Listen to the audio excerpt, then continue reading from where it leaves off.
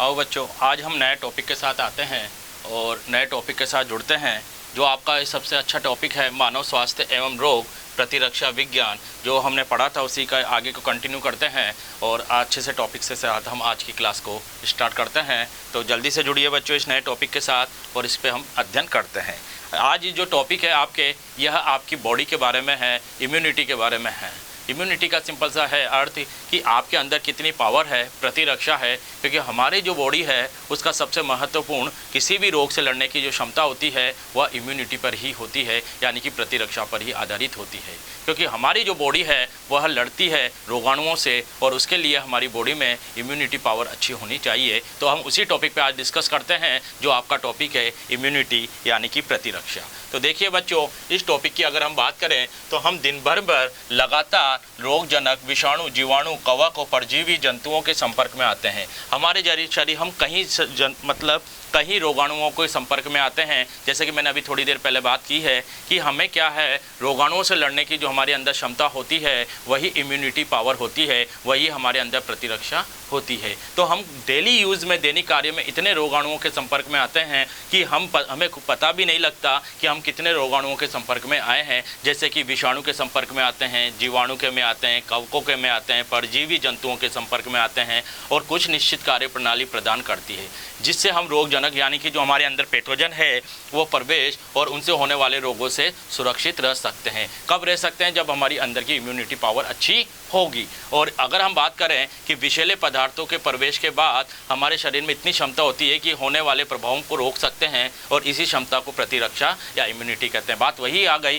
कि हमारे शरीर में रोगाणुओं से लड़ने की जो क्षमता होती है वही हमारे क्या कहलाती है मेरे बच्चों, वह इम्यूनिटी यानी कि प्रतिरक्षा कहलाती है। इस प्रकार हम इसे क्या कर सकते हैं, परिभाषित कर सकते हैं। अर्थात रोगाणुओं से लड़ने की क्षमता आपकी क्या कहलाती है, इम्यूनिटी कहलाती है। देखो, शरीर में सभी प्रकार के रोगजनक विषैले पदार्थों एवं दुष्पदार्थों प्रतिरोध समस्थैनिक बनाए रखने की क्षमता होती है और इससे शरीर की प्रतिरक्षा या प्रतिरोधक क्षमता या इम्यूनिटी कहा जाता है। और जब आप इम्यूनिटी का अध्ययन करते हो, प्रतिरक्षा तंत्र का अध्ययन करते हो, तो वह प्रतिरक्षा विज्ञान के नाम से जाना जाता है, जिसे आप इम्यूनोलॉजी भी कहते हैं। इम्यूनिटी एक शब्द है जो इम्यूनिस से मिलकर बना है। जो किससे मिलकर बना है? इम्यूनिस। और इम्यूनिस का अर्थ होता है स्वतंत्र होना, जैसे कि स्वतंत्र होना। इसमें इसको किसने बताया? बोरिंग नामक वैज्ञानिक था, एमिल वॉन बेरिंग नामक का था, जिसको प्रतिरक्षा विज्ञान या इसको फादर ऑफ इम्यूनोलॉजी भी कहते हैं। फादर ऑफ इम्यूनोलॉजी अगर आपसे पूछ लिया जाए कौन है, तो आपके फादर ऑफ इम्यूनोलॉजी का अर्थ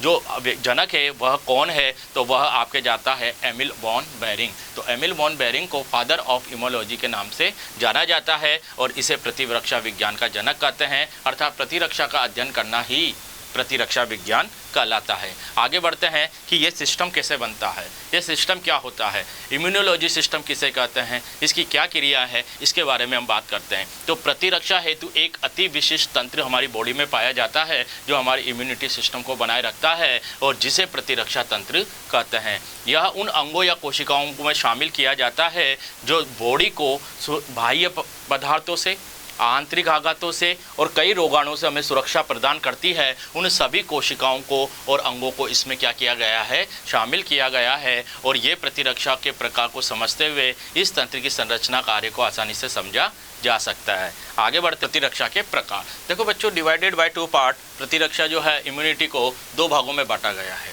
पहला है आपके अवशिष्ट प्रतिरक्षा, नॉन स्पेसिफिक इम्यूनिटी, जो कि क्या करती है, जो हमारे अवशिष्ट है, जो बाह्य रूप से हमारी सुरक्षा करती है। एक होती है विशिष्ट, स्पेसिफिक होती है, जो हमारे आंतरिक रोगाणुओं से हमारी क्या करती है, सुरक्षा करती है। तो हम सबसे अगर सामान्य रूप से देखें तो मानव शरीर में किसी सूक्ष्म जीव अथवा बाह्य पदार्थों की सुरक्षा 3 प्रणालियों से होती है। कितनी प्रणालियाँ कही गई है इसमें? 3 प्रणालियों से होती है। पहली प्रणाली अगर हम बात करें तो बाह्य सूक्ष्म जीवों से हमारी जो सुरक्षा करती है, जैसे हमारी स्किन है, यह बाह्य प्रणाली है। तो बाह्य पदार्थ और सूक्ष्म जीवों को बाहर की ओर समाप्त करना, जो बाहर से इफेक्टिव होते हैं हम रोगाणु से, उसे हमारी बॉडी में बाहर ही समाप्त कर देना, वह कौन सा? वह जो कि विभिन्न भौतिक एवं रासायनिक अवरोधों के द्वारा किया जाता है। ये भौतिक और रासायनिक कारकों के द्वारा किया जाता है, जो बाहरी पदार्थ और रोगाणुओं को बाहर ही हमारे क्या कर देते हैं, नष्ट कर देते हैं। अगर आगे बात करें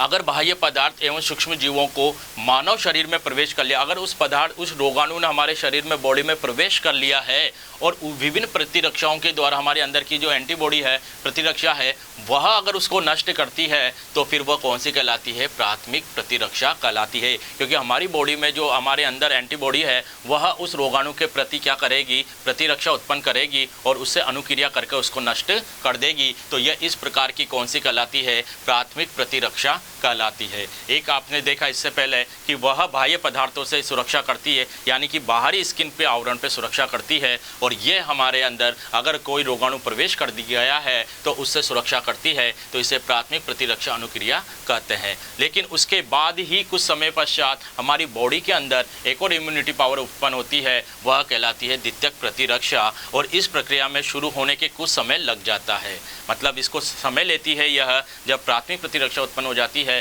तो उसके बाद कुछ समय लेकर द्वितीय प्रतिरक्षा शुरू होने में कुछ समय लग जाता है। एक बार प्रारंभ होने के बाद ये लंबे समय तक चलती है।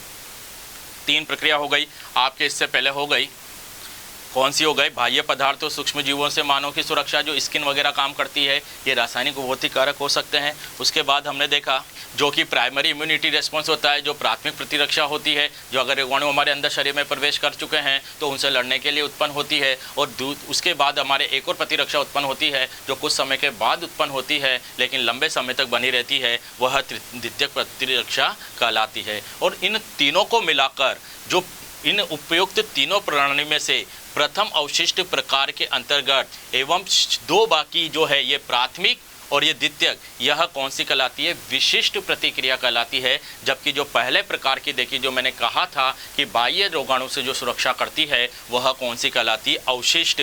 और बाकी जो शरीर के अंदर रोगाणु से सुरक्षा करती है वह कौन सी कहलाती है? विशिष्ट कहलाती है। तो अवशिष्ट और विशिष्ट प्रकार की आपने ये देखी। आगे बढ़ते पढ़ते हैं अपन अवशिष्ट या सहज या स्वाभाविक प्रतिरक्षा। हम सबसे पहले वाली बात करते हैं तो सबसे पहले कौन सी आती है आपके? अवशिष्ट, सहज या फिर कौन सी? स्वाभाविक प्रतिरक्षा के बारे में हम लोग बात करते हैं। तो ये कौन सी होती है? इस प्रकार की प्रतिरक्षा में बहुत सारे कारक शामिल किए गए हैं, क्योंकि ये बाह्य रोगाणु से हमारी क्या करती है? सुरक्षा करती है। कई हम इसमें कारक शामिल किए गए हैं।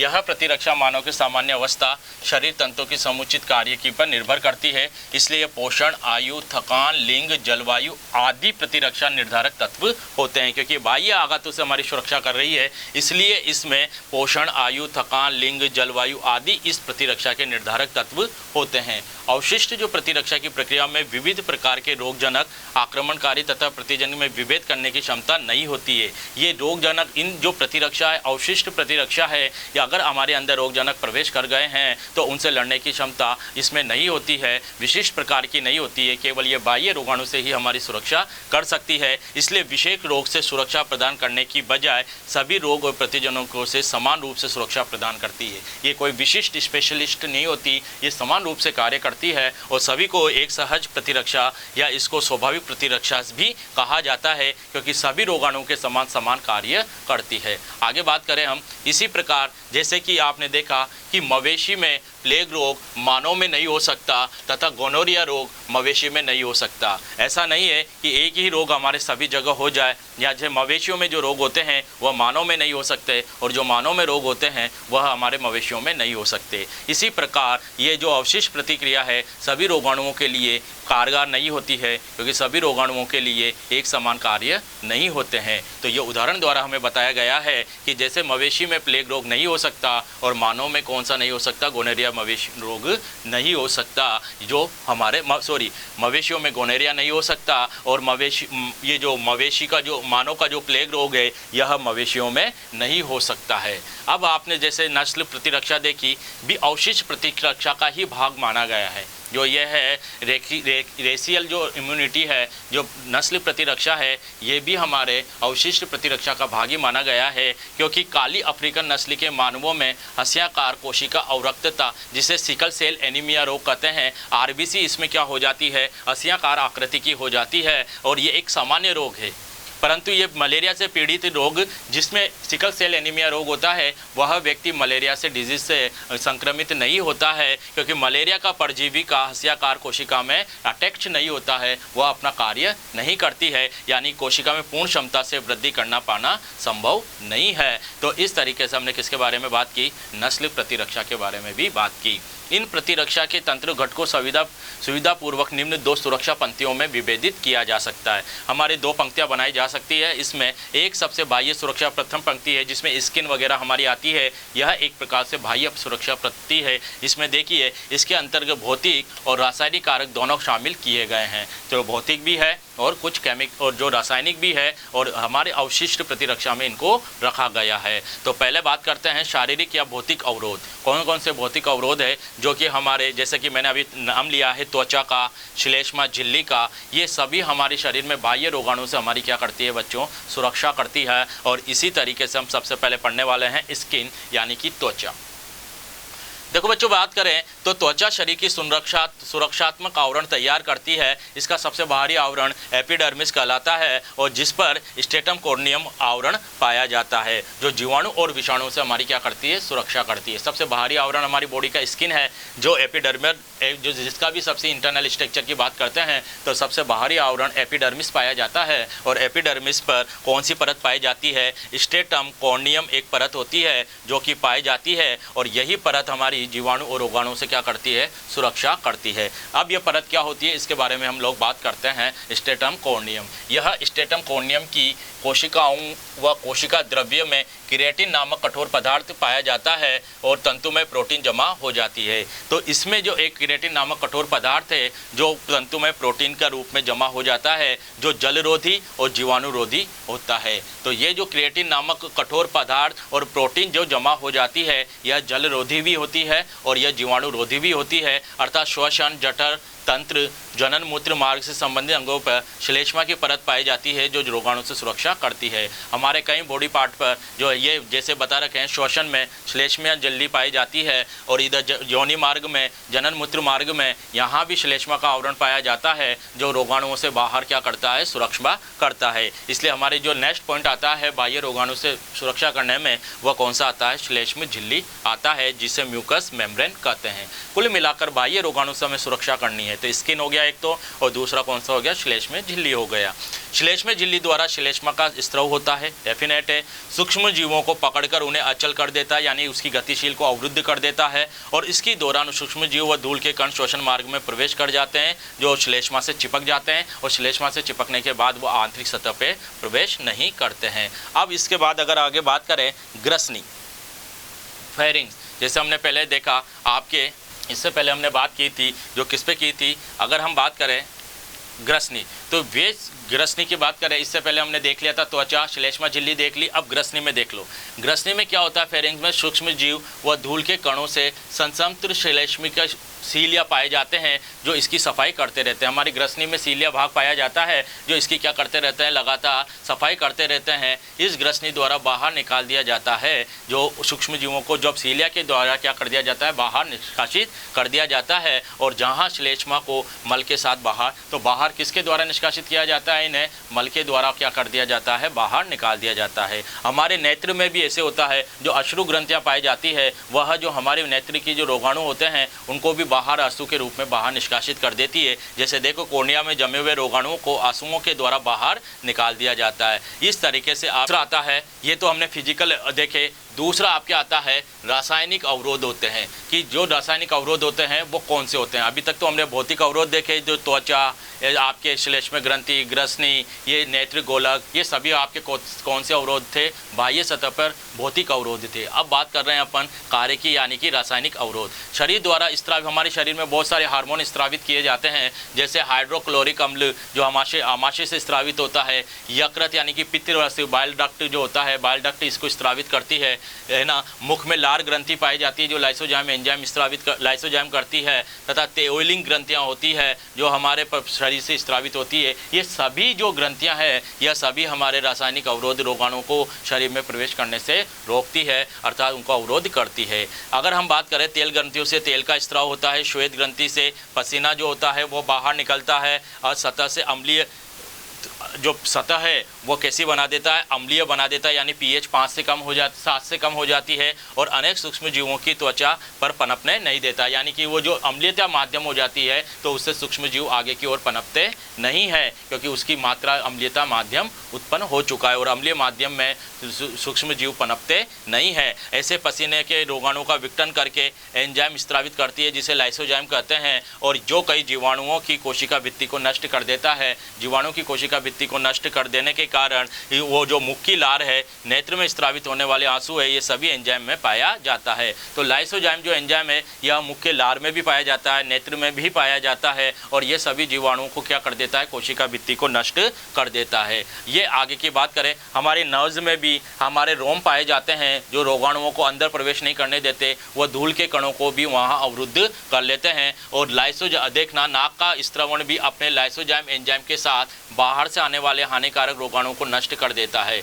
कुछ जीवाणु योनि में जो वेजाइना होता है, फीमेल पार्ट होता है वेजाइना, वहाँ भी उपस्थित होते हैं, लेकिन वहाँ लैक्टिक अम्ल पाया जाता है वेजाइना में, वह रोगाणुओं को क्या करता है, नष्ट करता है। तो लैक्टिक अम्ल हो गया, लाइसोजाइम हो गए, ये सब कौन से हैं, रासायनिक अवरोधक है जो कि क्या करते हैं, सूक्ष्म जीवों को नष्ट करने का कार्य करते हैं। योनि में लैक्टिक अम्ल पाया जाता है जो बाह्य जीवाणुओं को मार देता है, और शारीरिक और रासायनिक अवरोध पहले प्रकार से रक्षात्मक तंत्र में शामिल कर लिए जाते हैं। तो हमारे जो यह भौतिक और जो रासायनिक कारक है यह रक्षात्मक तंत्र में शामिल कर लिए जाते हैं। अब हम बात करें, ये तो बाह्य रक्षात्मक तंत्र हो गया, ये तो हमने बॉडी के पार्ट बाहर से देख लिए, त्वचा, ग्रसनी, नेत्र, जो भी भौतिक कारक है, रासायनिक कारक है। कुछ अगर रोगाणु हमारे अंदर प्रवेश कर गए, तो अब रोगाणु अगर हमारे अंदर प्रवेश कर गए तो वह कौन से कारक हो जाएंगे, वह आंतरिक हो जाएंगे। तो अब हम कौन सी पंक्ति पढ़ेंगे, आंतरिक रक्षा यानी कि द्वितीयक पंक्ति पढ़ेंगे, जो हमारे बॉडी के अंदर रोगाणु प्रवेश कर चुके हैं। तो आंतरिक रक्षा प्रति रोगाणु पदार्थ,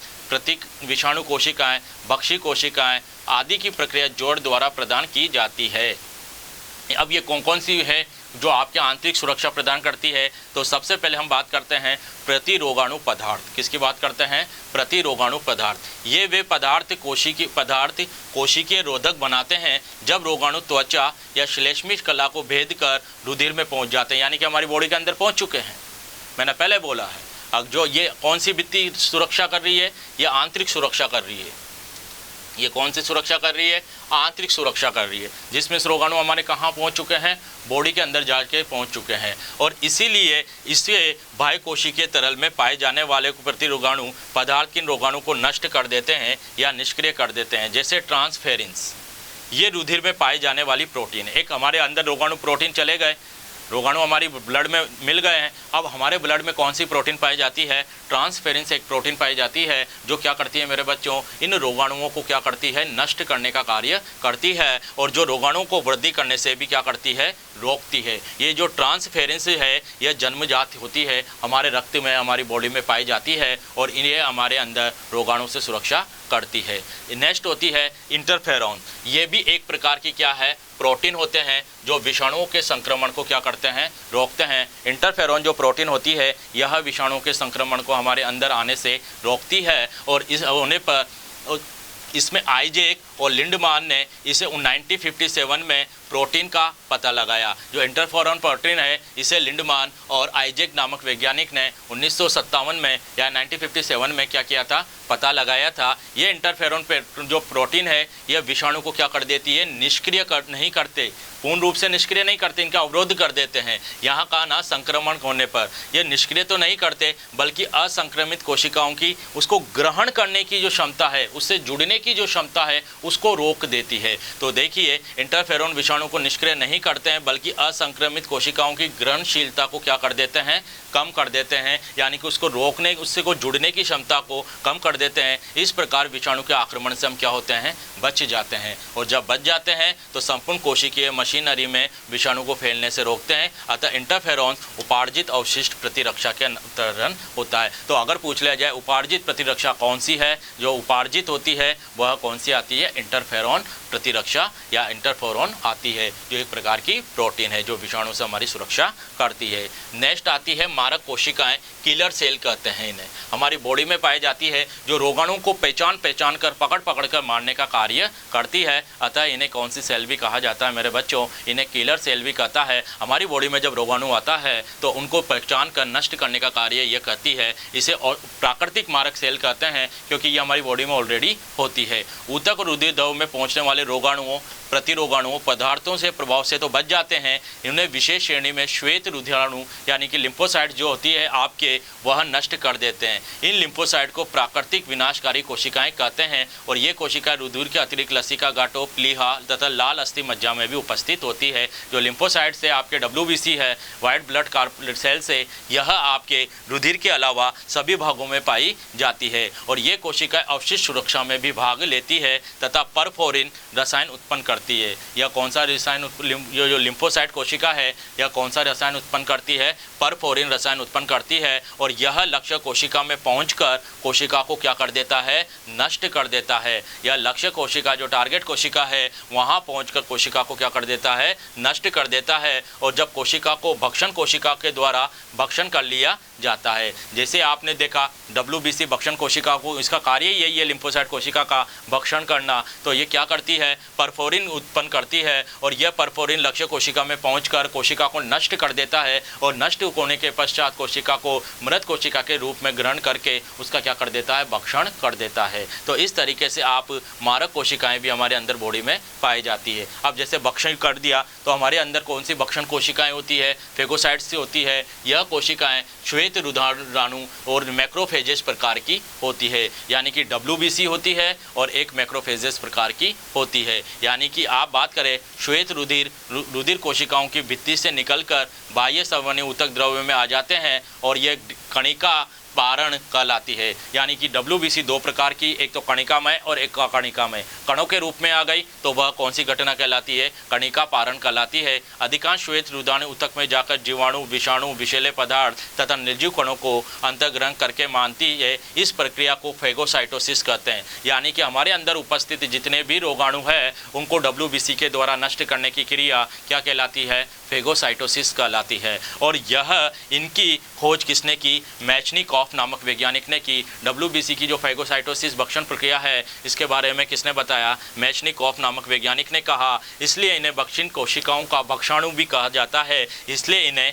भक्षी कोशिकाओं का भक्षाणु भी नाम दिया गया। तो WBC जो है एक प्रकार की भक्षण कोशिका है जो हमारे अंदर उपस्थित रोगाणुओं का भक्षण करने का कार्य करती है, जो यह हमारे जीवाणु, विषाणु और विषैले पदार्थों को नष्ट कर देती है। आगे बात करें तो नेक्स्ट होती है श्वेत, ये जो कणिकामय होती है इसे भी कई भागों में बांटा गया है। एक होती है मोनोसाइट, एक होती है monocyte, eosinophil, basophil, acidophil, lymphocyte, ये कई प्रकार की हमारे कोशिकाएं का निर्माण करती है। सबसे पहले हम बात करते हैं मोनोसाइट। इसकी प्रकृति भी कैसी है, भक्षाणुक प्रकृति है। कैसी प्रकृति है इसकी, भक्षाणुक प्रकृति है। यह प्रक्रिया में तीसरी पंक्ति का कार्य करती है, तीसरे नंबर की पंक्ति बनाती है ये कौन, मोनोसाइट। और ये क्षति भाग में बड़ी संख्या में पहुंचकर मैक्रोफेज में बदल जाती है और मैक्रोफेज जैसे ही बदलती है यह भक्षण का कार्य कर लेती है। तो जो मोनोसाइट्स कोशिका है ये तीसरी पंक्ति में पाई जाती है और ये मैक्रोफेज में बदलकर उसका भक्षण का कार्य करती है।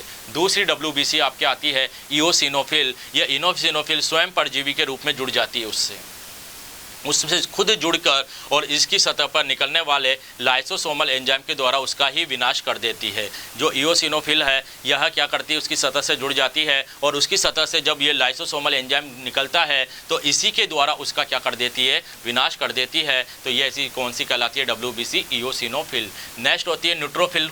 जो आपके न्यूट्रोफिल होती है यह हानिकारक रोगाणुओं का भक्षण करती है, यानी कि इसकी प्रकृति ही कौन सी है, भक्षाणु प्रकृति है। जो न्यूट्रोफिल WBC होती है यह हानिकारक रोगाणु से हमारी क्या करती है, सुरक्षा करती है। और रुधिर में यह भ्रमण करके जब रुधिर में गुजरती है तो वहाँ पर यह क्या करती है, भक्षण का कार्य करती है। इसलिए इसे गतिशील सुरक्षा इकाई भी कहते हैं, मोबाइल डिफेंस यूनिट भी कहते हैं, क्योंकि जब ये गति करती है रुधिर में तभी मृत कोशिकाओं का क्या कर देती है, यह भक्षण कर देती है। इस कारण इसे गतिशील सुरक्षा इकाई के नाम से भी जाना जाता है। नेक्स्ट होती है रक्त भक्षाणु, मैक्रोफेज। जो मैक्रोफेज होती है इसका निर्माण किससे होता है? मोनोसाइट्स के आकार में वृद्धि करने से होती है। जो हमने पहले प्रकार की मोनोसाइट WBC पढ़ी थी वह आकार में क्या कर लेती है बच्चों? वृद्धि कर लेती है और ऊतकों को इधर उधर घुमाकर न्यूट्रोफिल से अधिक भक्षण करते हैं। यह ऊतकों को इधर उधर घूमती है और जैसे भक्षण करती है उससे आकार में बड़ी होने के कारण यह भक्षण की मात्रा भी ज़्यादा करती है,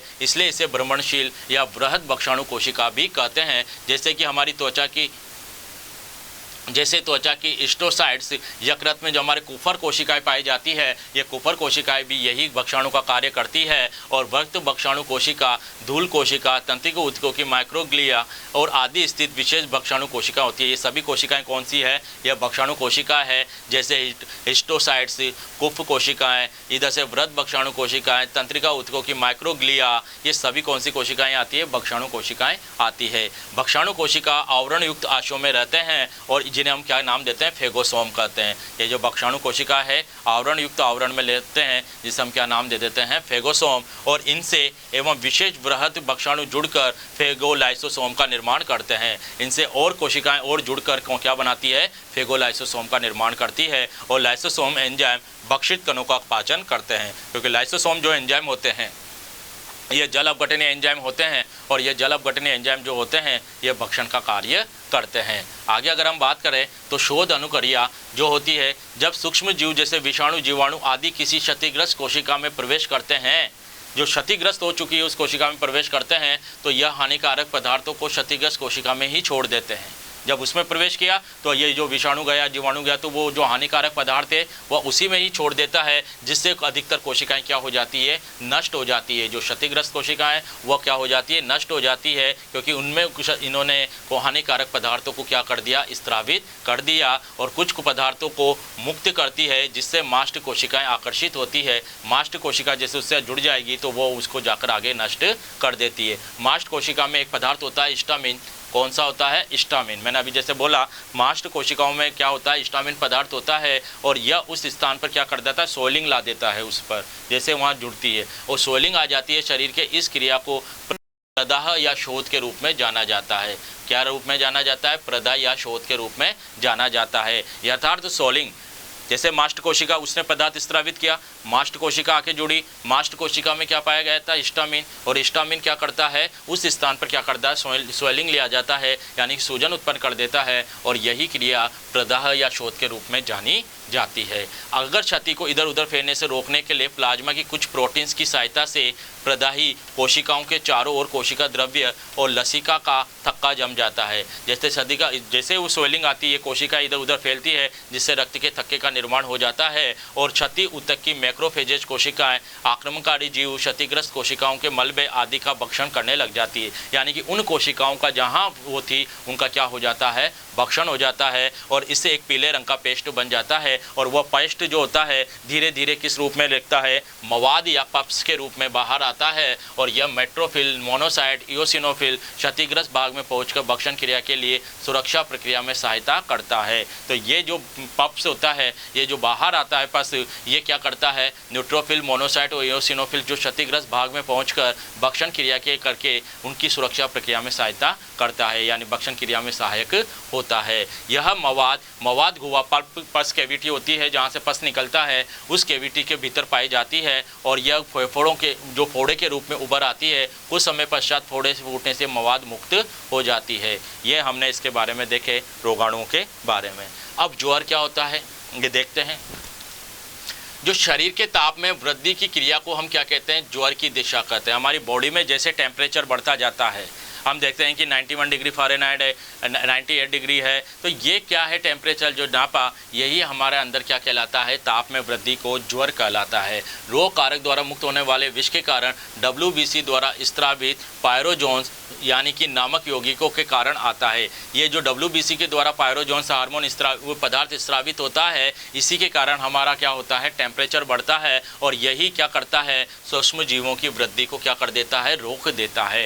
यानी कि WBC अगर कुल मिला के बात करें तो WBC जो है यह फेगोसाइटोसिस का कार्य करती है, रोगाणु का भक्षण करती है, चाहे वो पदार्थों के द्वारा करे या किसी भी द्वारा करे। तो मूल प्रक्रिया की अवशिष्ट प्रतिरक्षा की कार्य प्रणाली के अंतर्गत ही आते हैं, यानी कि भक्षण भक्षणों के द्वारा फेगोसाइटोसिस भी अवशिष्ट प्रतिरक्षा के अंदर ही रखा गया है। ये देखिए आपने, भक्षणु शरीर की सुरक्षा और सफाई करने के लिए गतिशील और स्थिर सुरक्षित इकाइयाँ का कार्य करती है। मनुष्य का नॉर्मल टेम्परेचर कितना होता है? 37 डिग्री होता है।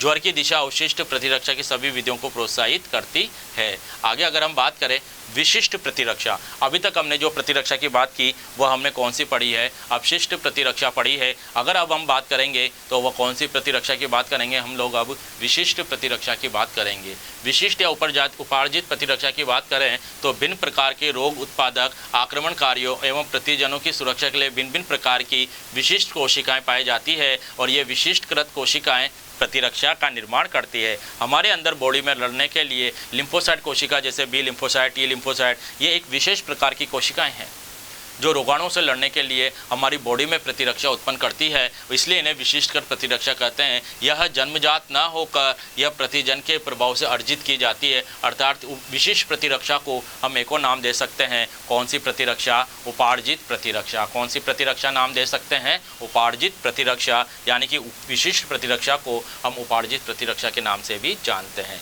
अब ये क्या होती है, इसके बारे में हम लोग बात करते हैं। देखना मेरे बच्चों, प्रतिरक्षा में संवेदी अंग विशिष्ट कोशिकाएं रुधिर में प्रवाहित प्रतिरक्षा होती है जो मेमोरी तथा बाह्य पदार्थों में विभेद करती है, जो स्मृति में और बाह्य पदार्थों में क्या करती है? यह विभेद करने का कार्य करती है। कौन सी? विशिष्ट कोशिकाएं। और ये जो इस प्रकार की प्रतिरक्षा होती है, यह प्रमुख विशेषता होती है कि यह स्मृति और अपने बाह्य पदार्थों में, जिसे बाह्य पदार्थ बोलते हैं एंटीजन, ये मेमोरी, उस एंटीबॉडी की जो मेमोरी है वो प्रतिजन है, एंटीजन है, इन दोनों में क्या करती है? सुरक्षा करने का या इनको विभेद करने का क्या करती है? कार्य करती है।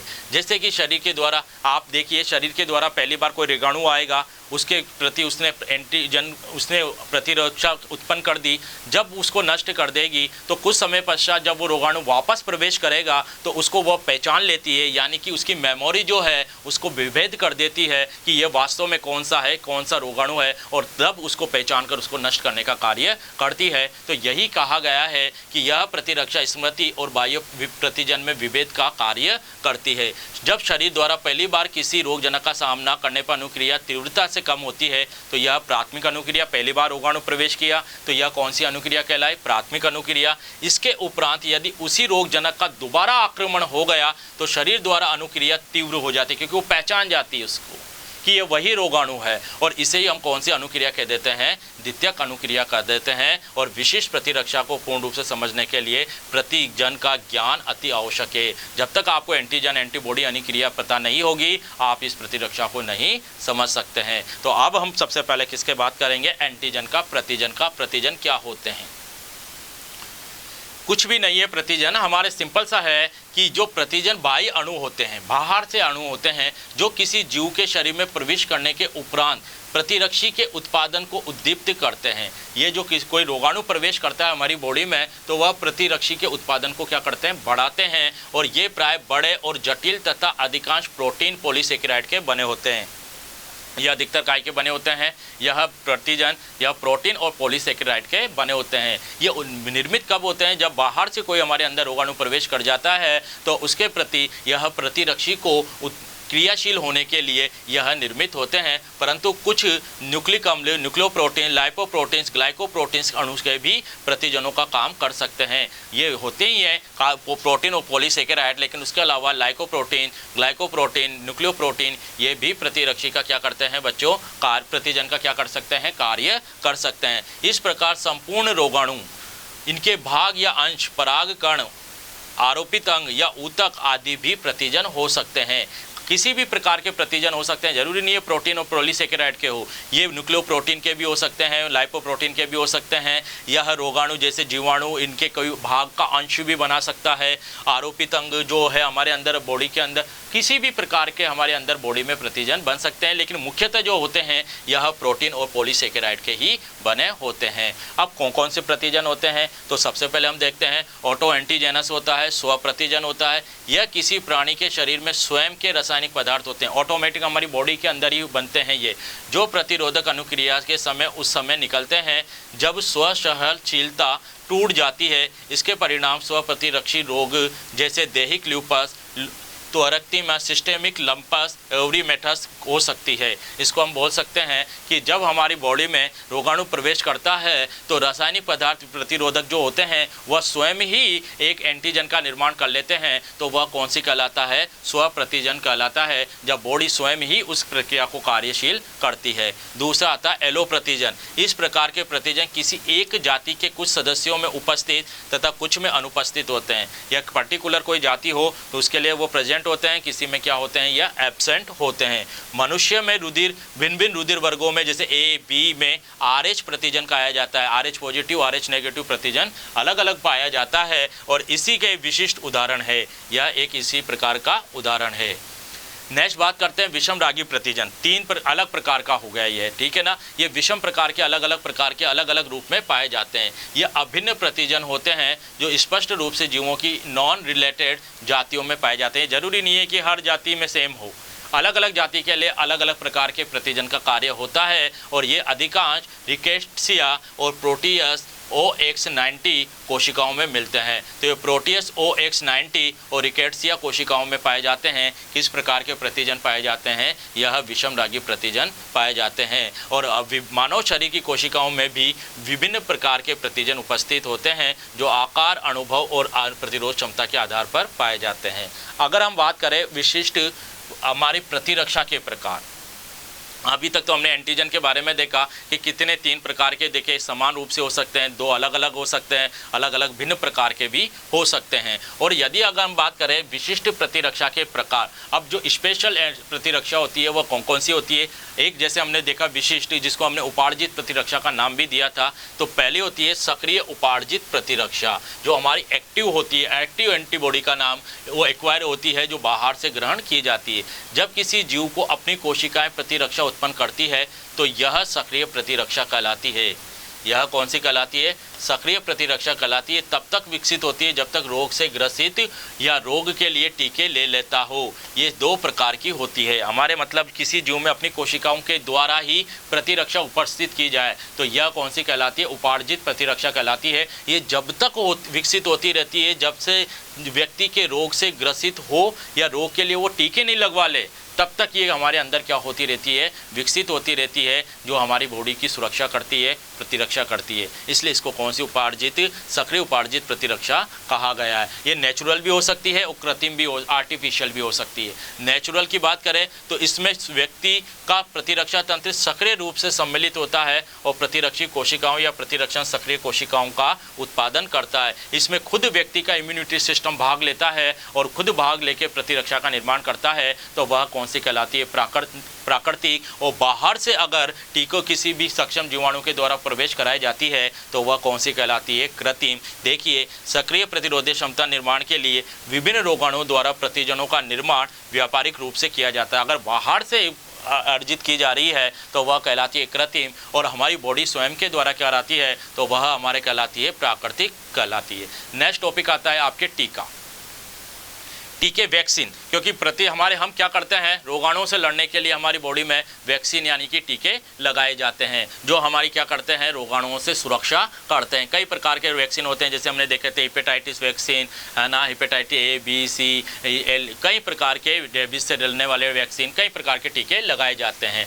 तो विभिन्न जीवाणु एवं विषाणु से प्राप्त किए जाते हैं। ये टीके जीवाणु और विषाणु से प्राप्त किए जाते हैं, जो सक्रिय एवं निष्क्रिय रोगाणुओं से टीका बनाने में प्रयुक्त किए जाते हैं। अगर हम बात करूं जीवाणु टीका तो इसे अक्रिय जीवाणु कोशिका से प्राप्त किया जाता है। अगर हम बात करें जीव विषाणु को तो ये किससे किया जाता है? विषाणु के विष से प्राप्त होता है। और एक होता है विषाणु का टीका, यह भी विषाणु के शरीर से विभिन्न भागों से प्राप्त करके अनेक टीके तैयार किए जाते हैं, जैसे पोलियो का, चेचक का आदि का। तो जीवाणुओं से भी टीके बनाए जाते हैं, विषाणुओं से भी टीके बनाए जाते हैं। जो अक्रिय जीवाणु से बनाए जाते हैं वह कौन से कहलाते हैं? अक्रिय जीवाणु से बनाने वाले जीवाणु टीका बैक्टीरियल वैक्सीन कहलाती है। जो विषाणु से विष से बनाई जाती है वो टॉक्सोइड कहलाते हैं, और जो विषाणु के शरीर के विभिन्न भागों से बनाए जाते हैं वो विरल वैक्सीन कहलाती है, यानी कि विषाणु टीका कहलाती है। ये तो उपार्जित हो गई। नेक्स्ट होती है निष्क्रिय उपार्जित प्रतिक्रिया। वो हमने देखा जो एक्टिव थी वो प्राकृतिक भी है और कृत्रिम भी है, और बहुत सी ऐसी होती है प्रतिरक्षा जो निष्क्रिय रूप से होती है, ये भी प्राकृतिक होती है। देखिए कैसे इस प्रतिरक्षा को जन्मजात उपार्जित अक्रिय प्रतिरक्षा भी कहते हैं, क्योंकि हमारे बॉडी में जन्मजात होती है लेकिन एक्टिव नहीं होती है, इसलिए इसको हमने क्या नाम दे दिया, अक्रिय उपार्जित प्रतिरक्षा नाम दे दिया। क्योंकि भ्रूण में माता के रुधिर से बनी हुई प्रतिरक्षी भ्रूणीय परिवहन के द्वारा प्रवेश कर जाती है और जन्म के पश्चात 3 से 6 माह तक जन्म जीवित रहती है। जो भ्रूण बनता है यह माता से भ्रूण में जाती है और लगभग 3 से 6 माह तक ये क्या रहती है, जीवित रहती है। ठीक इसी प्रकार जन्म के पश्चात माता का शुरुआती दूध एवं कोलेस्ट्रॉल भी वास्तव में प्रतिरक्षी का ही घोल होता है। जो किसी शिशु को हम देखते हैं सबसे पहले जन्म के बाद उत्पन्न होता है, जन्म होता है, उसके लगभग 3 से 6 माह तक वह केवल माता के दूध पर ही जीवित रहता है और उनसे रोगाणु की सुरक्षा भी होती है। तो मिल्क जो है मदर मिल्क है और इधर से कोलेस्ट्रॉल है, ये जो है यह इसकी क्या करते हैं, रोगाणुओं से सुरक्षा करते हैं। लेकिन यह कैसे हैं, नेचुरल पाए जाते हैं और कैसे होते हैं, यह अक्रिय होते हैं, एक्टिव नहीं होते हैं। दूसरी बात करें तो ये भी कैसे होंगे, कृत्रिम होते हैं, जो आर्टिफिशियल होते हैं। इस प्रकार की प्रतिरक्षा मानव शरीर में प्रतिरक्षी सीरम को कृत्रिम रूप से इंजेक्शन के द्वारा प्रवेश कराया जाता है। जैसे हमारे कहते हैं ना टीके लगवा लेते हैं बच्चों को, तो कौन कौन से होते हैं, जैसे टिटेनस का टीका, रेबीज का, खाद्य विषाक्तता, सर्प विष, सब से निर्मित होकर इनसे इंजेक्शन में लेकर उसको बच्चों को या शिशु को या भ्रूण को क्या किया जाता है, टीकाकरण कहा जाता है। तो ये दोनों या तो प्राकृतिक हो जाए या फिर कौन सा हो जाए, कृत्रिम हो जाए। यह कौन सी प्रतिरक्षा है, यह निष्क्रिय प्रतिरक्षा है। अब हम तीसरी बात करते हैं, विशिष्ट प्रतिरक्षा की क्या क्या विशेषताएं होनी चाहिए, क्या क्या विशेषताएं होती है। तो अगर हम बात करें विशिष्ट प्रतिरक्षा की, तो विशिष्ट या उपार्जित प्रतिरक्षा में निम्न विशेषताएं होती है। क्या क्या होती है कि एक तो वह पर्टिकुलर एक प्रतिजन एंटीबॉडी से क्रिया करती है। कैसे, यह शरीर में प्रवेश करने वाले रोगजनक कौन कौन से हो सकते हैं, जीवाणु, विषाणु, कवक, किसी के भी हो सकते हैं।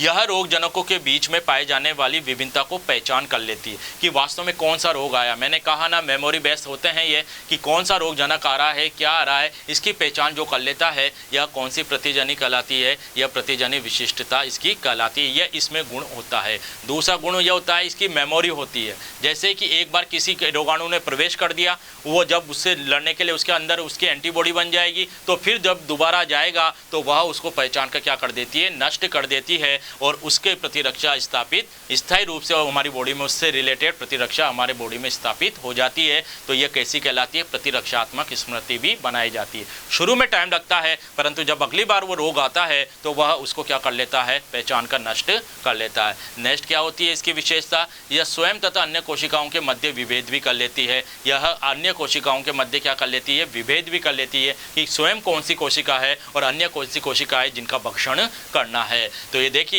यह प्रतिरक्षा स्वयं तथा अन्य मध्य विभेद कर सकती है। इस प्रतिरक्षा की सबसे बड़ी विशेषता है कि लसिका अंगों, थाइमस ग्रंथि, प्लीहा, लसिका गांठें आदि अंगों में उपस्थित लसिका ऊतक व लिम्फोसाइट्स एवं प्लाज्मा कोशिकाएं मिलकर प्रतिरक्षा उपार्जित प्रतिरक्षा तंत्र का निर्माण करती है। हमारे बॉडी में जो लिम्फोसाइट कोशिकाएं हैं उनसे, और हमारे लसिका गांठें हैं, प्लाज्मा कोशिकाएं, ये सब मिलकर एक प्रतिरक्षा का निर्माण कर लेती है और उपार्जित प्रतिरक्षा तंत्र का निर्माण लिम्फोसाइट। तो लिम्फोसाइट जो है संपूर्ण शरीर में एक गश्ती सेना की भांति घूम घूम कर सुरक्षा प्रदान करती है। हमारी बॉडी में जो लिम्फोसाइट कोशिका होती है, दो प्रकार की होती है, बी लिम्फोसाइट और टी लिम्फोसाइट। ये जो लिम्फोसाइट कोशिकाएं होती है, यह हमारे लाल अस्थि मज्जा में और थाइमस की प्रतिरक्षा में कोशिकाओं का निर्माण करती है।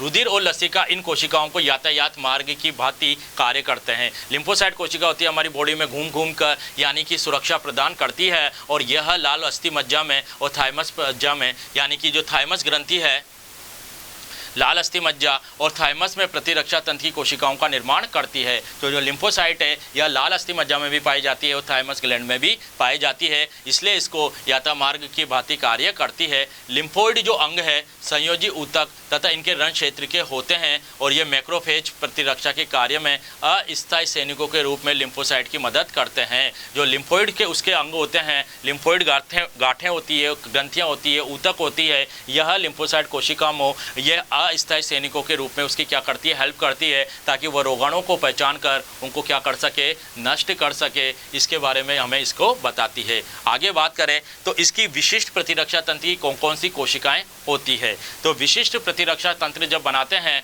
तो विशिष्ट प्रतिरक्षा तंत्र लसिका लिम्फोसाइट से बनता है, जो एक रुधिर स्वस्थ मानव के अंदर पाया जाता है। अगर हम बात करें स्वस्थ मानव के शरीर में तो रुधिर में लसिका अणु पाए जाते हैं, लिम्फोसाइट कोशिकाएं पाई जाती है। यह WBC है, एक प्रकार की क्या है लिम्फोसाइट, WBC है, क्योंकि यह उसी का ही तो भाग है, भक्षाणु कार्य करती है। कुल WBC का लगभग कितने भाग बनाती है, 20 भाग बनाती है, 20%, जो अकणिकामय प्रकृति, क्योंकि WBC दो प्रकार की होती है WBC, कणिकामय और अकणिकामय।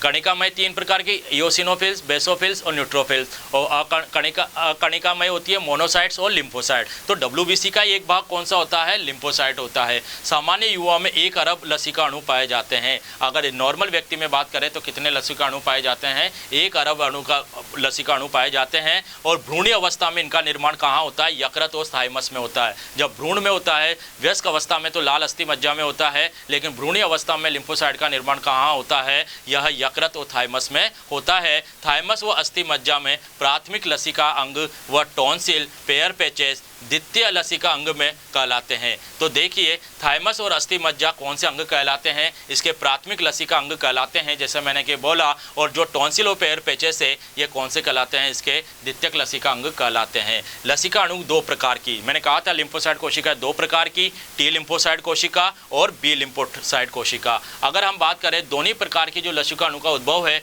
वयस्क में अस्थि मज्जा से होता है, जैसे कि मैंने तुम्हें बताया भ्रूणीय अवस्था में थाइमस से होता है, स्प्लिन से होता है, प्लीहा से होता है, लेकिन वयस्क अवस्था में इसका निर्माण लाल अस्थि मज्जा से होता है। और इनमें हीमोसाइटोब्लास्ट ऊतक की स्तंभ कोशिकाओं में द्वारा होता है। तो किसके द्वारा होता है, लाल अस्थि मज्जा में भी, तो लाल अस्थि मज्जा में इसका निर्माण हीमोसाइटोब्लास्ट में ऊतक की स्तंभ कोशिकाओं के द्वारा होता है। इस क्रिया को रक्त उत्पत्ति कहते हैं, परंतु इनका मैचुरेशन अलग अलग अंगों में होता है। निर्माण तो लाल अस्थि मज्जा में हो जाता है, लेकिन इसका जो परिपक्वन है वह आपके कहाँ होता है, अलग अलग अंगों में होता है। तो लिम्फोसाइट कोशिकाएं क्या होती है, जो थाइमस से प्रवाहित होती है और इसके प्रभाव से विभेदित हो जाती है। ये टी कोशिकाएं यानी कि टी लिम्फोसाइट कोशिकाएं कहलाती है, जो थाइमस से निर्मित होती है। जबकि वे कोशिकाएं जो अस्थि मज्जा से निर्मित होती है वह कौन सी कहलाती है, बी लिम्फोसाइट कहलाती है। जो आपके थाइमस से बनेगी वो टी लिम्फोसाइट, जो लाल अस्थि मज्जा से बनेगी वो बी लिम्फोसाइट, और अंतिम रूप से परिपक्वन जो होती है लिम्फोसाइट ऊतक,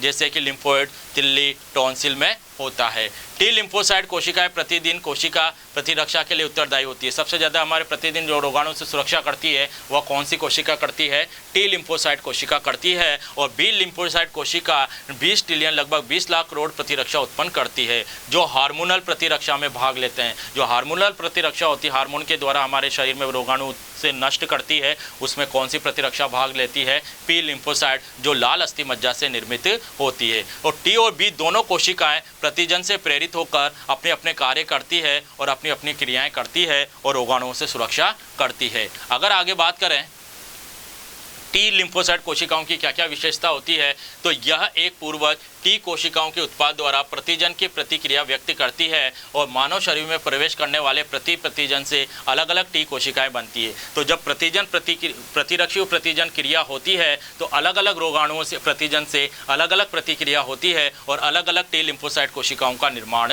होता है। और ये शरीर में लगभग 4 से 5 साल अधिक समय तक जीवित रहती है, उसके बाद ये क्या हो जाती है, मृत हो जाती है। अगर बात करें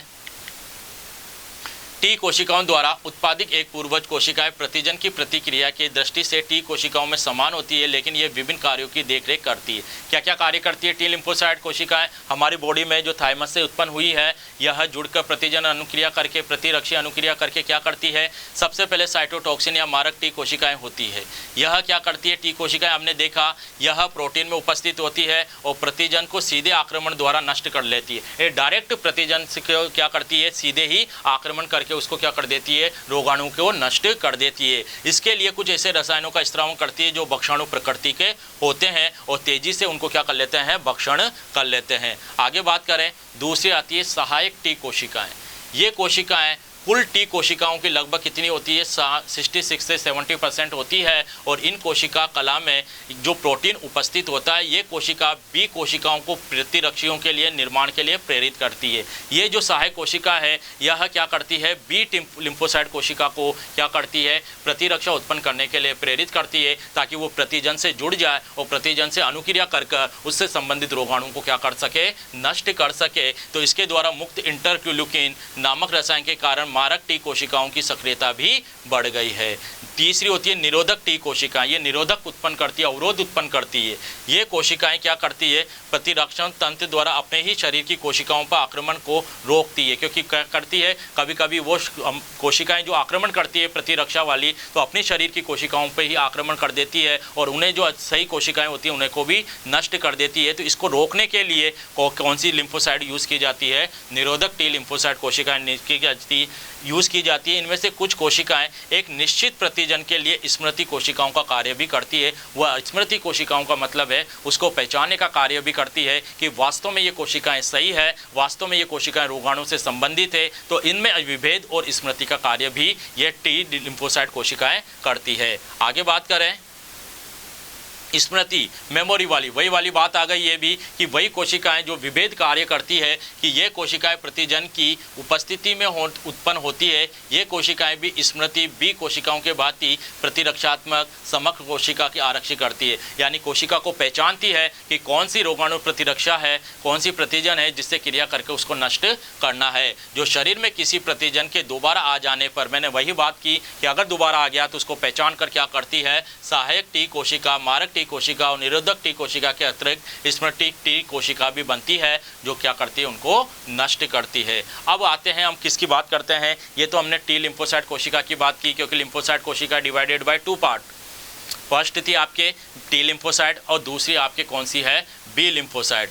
बी लिम्फोसाइट कोशिका की बात करें तो जब कोई प्रतिजन शरीर द्रव अर्थात रुधिर लसिका में प्रवेश करता है, जब कोई प्रतिजन शरीर द्रव लसिका में प्रवेश करता है तो बी लिम्फोसाइट कोशिका प्रेरित होती है और उस प्रतिरक्षों का निर्माण करती है। और प्रत्येक बी प्रकार की कोशिकाएं प्राथमिक प्रतिजन के संपर्क में आने का फलस्वरूप होती है। जब प्राथमिक प्रतिजन शरीर में प्रवेश कर जाता है तो उसके फलस्वरूप लाल अस्थि मज्जा से बी लिम्फोसाइट कोशिका उत्पन्न होती है और वह इससे क्रिया करके इसको क्या करती है, नष्ट करती है। सारांश यही आता है कि जब कोई बी कोशिका विशिष्ट प्रतिजन के संपर्क में आती है, जो रोगाणु का प्रतिजन है, तो यह उससे प्रेरित होकर बहुत तेजी से गुणन करती है बी लिम्फोसाइट और एक क्लोन का निर्माण कर लेती है। और ये क्लोन क्या करता है, अधिकांश कोशिकाओं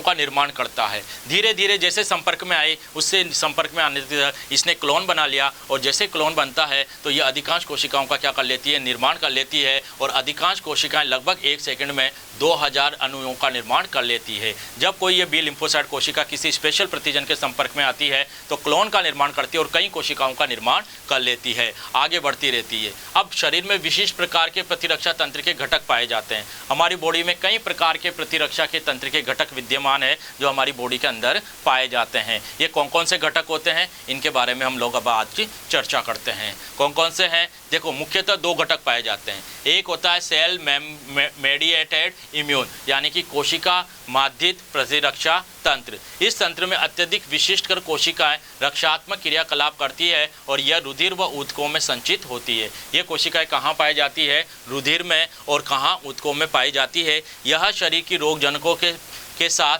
प्रोटिस्ट एवं कवकों के रक्षात्मक क्रिया करती है। यानी कि जो शरीर में रोगजनक प्रवेश किए हैं उनका क्या करती है, उनसे सुरक्षा करती है और उन कवकों से क्या करती है, हमारी सुरक्षा करती है। जो पोषकों की कोशिकाओं के भीतर प्रवेश करते हैं, यह तंत्र ऊतक प्रत्यारोपण के विरोध भी कार्य करता है और प्राय शरीर की अपनी कोशिकाओं के विरुद्ध भी, यदि वह कैंसर युक्त हो गई है तो इस तरह की प्रतिक्रिया के लिए 2 प्रकार की कोशिकाएं उत्तरदायी होती है। वही बात आ गई कि अगर हमारी शरीर में कोई कोशिका अपशिष्ट हो गई है, अगर वह हमारे हानिकारक हो गई है, तो हमारे शरीर में दो प्रकार की प्रतिरक्षा वापस उत्पन्न होती है, और वह कौन कौन सी होती है? बी लिम्फोसाइट और टी लिम्फोसाइट कोशिका होती है।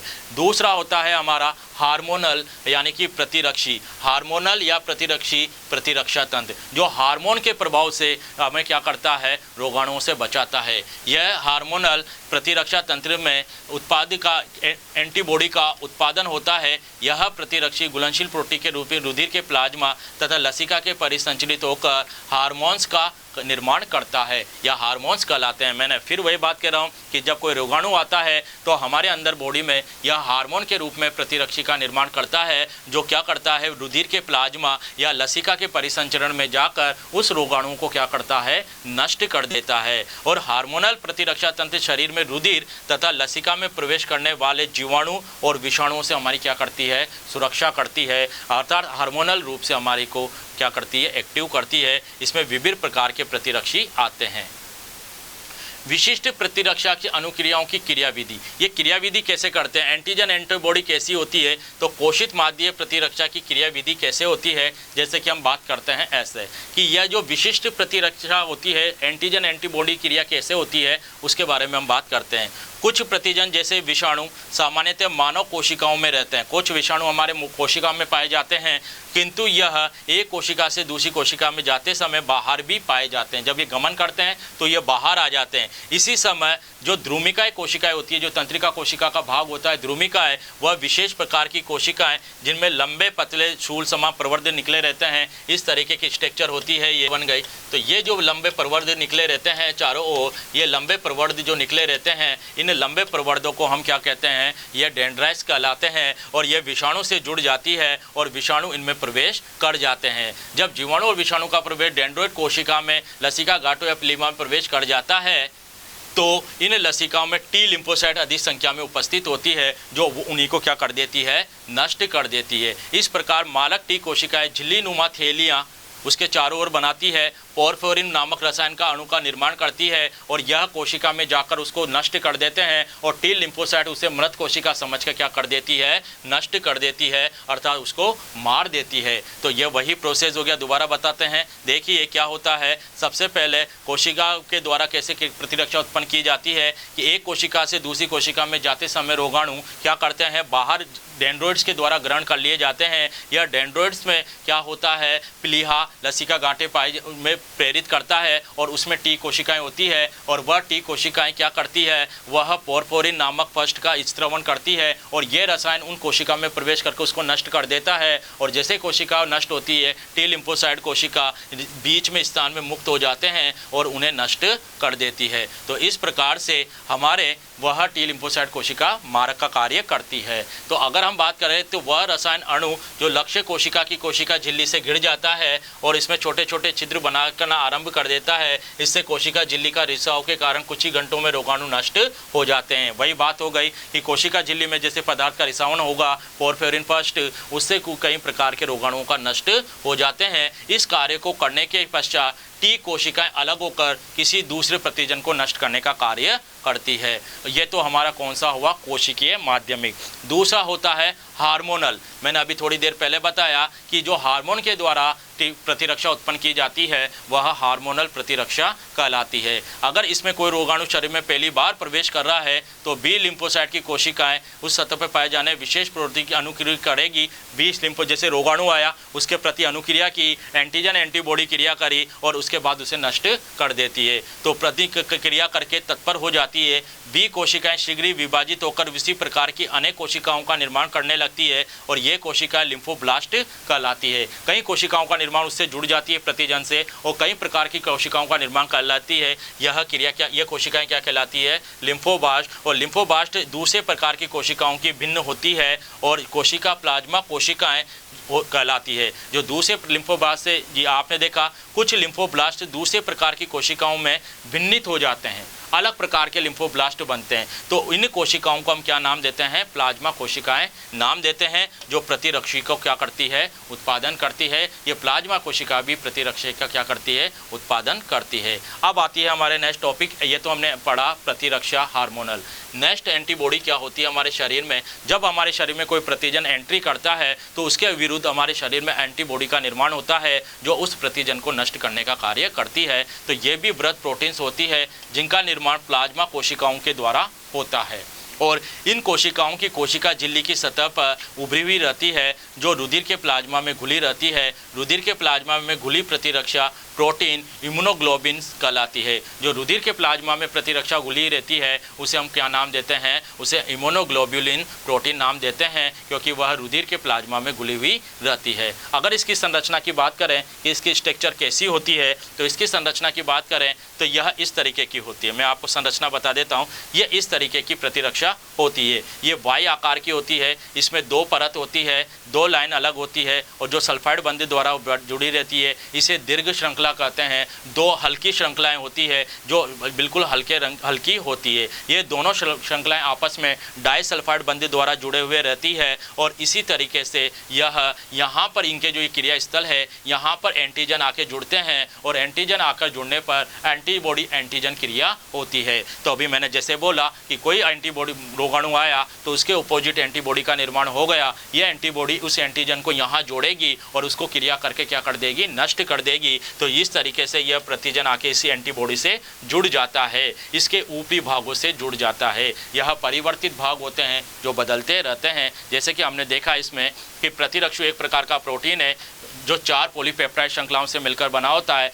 2 छोटी और 2 बड़ी होती है, जिन्हें लघु या दीर्घ श्रृंखलाएं कहते हैं। जो लघु और दीर्घ श्रृंखलाएं होती है ये हल्की और भारी होती है। जैसे मैंने अभी तो आपको बताया, ये देखिए हल्की भी है और ये भारी भी है, ये लघु भी है और ये दीर्घ श्रृंखला भी है। और यदि बात करें तो इन्हें क्रमशः एल और एच द्वारा प्रदर्शित किया जाता है। लाइट एंड हैवी ये 2 प्रदर्शित होती है, और ये वाई आकार की होती है जो अर्धभाग समान होते हैं। तो इसकी स्ट्रक्चर कैसी बनती है? प्रतिरक्षा की वाई आकार की बनती है। अगर बात करें हल्की तथा भारी श्रृंखलाएं आपस में डाइसल्फाइड बंधी द्वारा जुड़े रहते हैं। ये देखिए बंध, ये जो बंध बन रहे हैं हल्की और भारी श्रृंखलाएं, ये देखो दोनों हल्की और भारी श्रृंखलाएं डाइसल्फाइड बंधी द्वारा एक दूसरे से जुड़ी हुई होती है, और प्रत्येक श्रृंखला एक स्थिर तथा एक परिवर्तित भाग होता है। अगर ये भाग करें तो ये तो परिवर्तित भाग होता है, और ये जो भाग होता है यह वाला भाग कौन सा होता है? इसका ये श्रृंखला वाला यह स्थिर भाग होता है। तो इसी तरीके से एक परिवर्तित भाग होता है, और प्रत्येक विशिष्ट परिवर्तित भाग में भिन्न भिन्न होते हैं।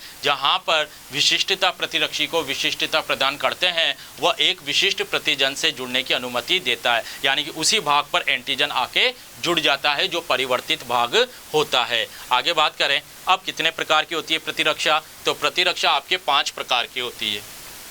एक नाम से याद रख सकते हो आप, दिमाग। एक नाम से याद कर सकते हो, दिमाग। तो पहली प्रतिरक्षा हो गई IgD, दूसरी हो गई IgE, तीसरी हो गई IgM, फोर्थ हो गई IgA, और फिफ्थ हो गई IgG। तो ये 5 प्रकार की एक नाम से याद रख सकते हो, दिमाग। तो दिमाग से आपको याद रह जाएगा कि प्रतिरक्षा कितने प्रकार की होती है? 5 प्रकार की होती है, जो आपके 5 नाम लिख रखे हैं। एक एक करके देखते हैं। सबसे पहले हम देखते हैं IgG। यह सीरम में सबसे अधिक मात्रा में पाई जाती है। यह प्रतिरक्षा जो है हमारे सबसे अधिक मात्रा में पाई जाती है, और यह हीमोग्लोबिन का लगभग 80% भाग निर्मित करती है। यह अमीनो अम्ल के विभिन्न इसकी जैव सक्रियता प्रभावित करती है। इसे भी 4 उपवर्गों में बांटा गया है। IgG को G1 से लेकर G4 तक। इसमें से Ig2 के अतिरिक्त बाकी 3 प्लेसेंटा को पार कर सकती है, यानी कि यह भ्रूणीय अवस्था में जो अपरा होता है उसमें पार कर सकते हैं, और यह विकसित होते हुए भ्रूण में प्राकृतिक निष्क्रियता प्रतिरक्षा प्रदान कर उसकी सुरक्षा प्रदान करते हैं। यानी कि कुल मिलाकर अगर बात करें IgG यह प्लेसेंटा पे कार्य करती है, भ्रूणीय अवस्था में पाई जाती है, और उसकी रोगाणुओं से क्या करती है? सुरक्षा करती है। दूसरी आती है IgM। यह भी लगभग हीमोग्लोबिन का 5 से 10% भाग पर बनाती है। यह प्रतितन द्वारा प्राथमिक अनुक्रिया के फलस्वरूप निर्मित होने वाली प्रथम प्रतिरक्षी है। अगर पूछ लिया जाए सबसे प्रथम प्रतिरक्षी कौन सी है, तो आपके प्रथम प्रतिरक्षी का निर्माण कौन सा होता है, IgM है। यह इसका आकार बड़ा होता है, इसलिए इसके विसरण की दर क्या होती है, कम होती है। और यह भ्रूणीय द्वारा सर्वप्रथम संश्लेषित होने वाली, सबसे पहले संश्लेषित होने वाली इम्यूनोग्लोबिन प्रोटीन है, जो कौन सी है, IgM। प्लेसेंटा में कौन सी पाई जाती है, IgG। और सबसे पहले निर्मित होने वाली प्रोटीन कौन सी है, IgM। नेक्स्ट आती है हेमोग्लोबिन IgA।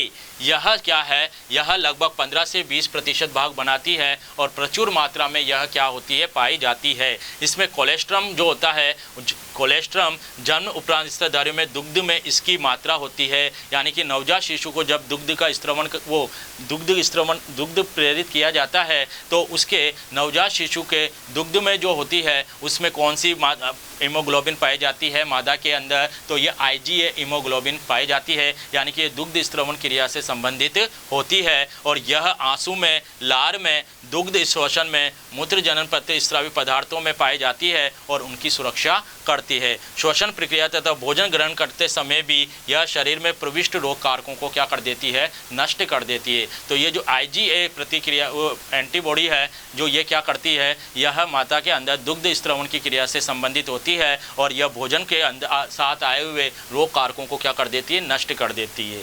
नेक्स्ट आती है आपके IgD। ये लगभग 1% से भी कम होती है। यह कहाँ पाई जाती है, यह बीटा कोशिकाओं में प्रचुर मात्रा में पाई जाती है तथा यह प्रतिरक्षी के स्त्रवण को प्रेरित करती है। यह प्रेरित करने का कार्य करती है और इसका कार्य पूर्ण के रूप से ज्ञात नहीं हुआ है। इसे जो ओलिगोसेकेराइड डिकराइको शर्करा के रूप में वितरण होता है। तो ये हमने कौन सी पढ़ी थी, IgD।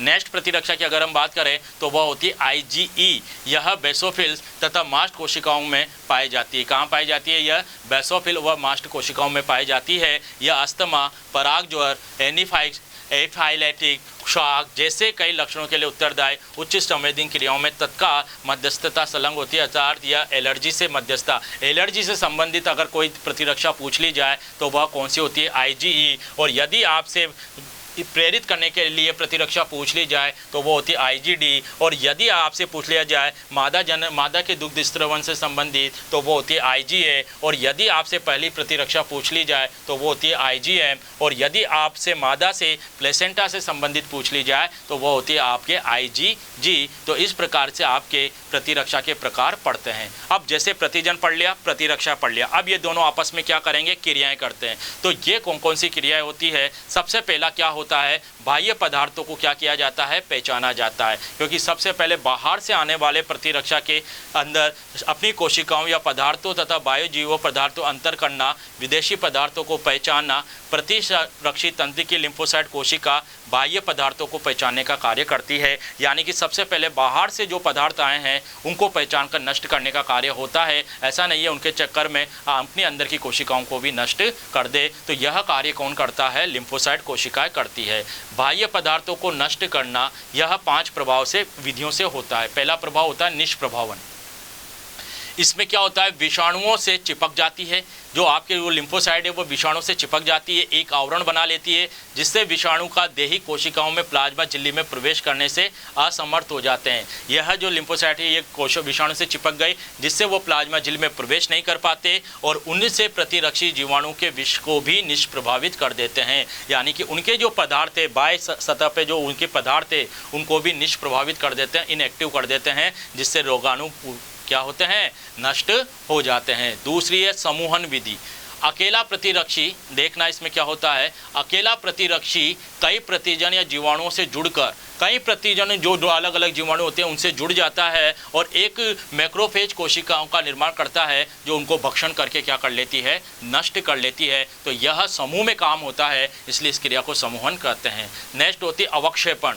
इसमें क्या करता है, प्रतिरक्षी प्रतिजन से जुड़कर उन्हें अविलय कर देता है, जिससे प्रतिजन प्रतिरक्षा कॉम्प्लेक्स अवक्षेपित हो जाती है। जब वो अवक्षेपित हो जाती है तो फिर वापस कौन सी किसका निर्माण हो जाता है, मैक्रोफेजेस का निर्माण हो जाता है। और मैक्रोफेजेस जैसे निर्मित होगी उसका एक ही कार्य है, रोगाणुओं का भक्षण करना, कोशिका का भक्षण करना। तो ये अवक्षेपण के द्वारा भी क्या करता है, प्रतिरक्षी प्रतिजन को जुड़कर उसको अवक्षेप कर लेता है और उसको कॉम्प्लेक्स को मैक्रोफेज की सहायता से क्या कर देता है, नष्ट कर देता है। नेक्स्ट आती है ऑप्सोनाइजेशन। इसमें क्या होता है, प्रतिरक्षी द्वारा जीवाणु की सतह को क्या कर लिया जाता है, ढक लिया जाता है और भक्षणु कोशिका इन्हें सरलता से खाकर क्या कर देती है, नष्ट कर देती है। और भक्षणु कोशिका जैसे उसे नष्ट करती है, इस क्रिया को प्रतिरक्षी ऑप्सोनिन या ऑप्सोनिन कहलाती है। यह प्रतिरक्षी कौन सी कहलाती है, ऑप्सोनिन प्रतिरक्षी कहलाती है। आगे बात करें पूरक तंत्रिका सक्रिय होना, एंटीजन के अपोजिट।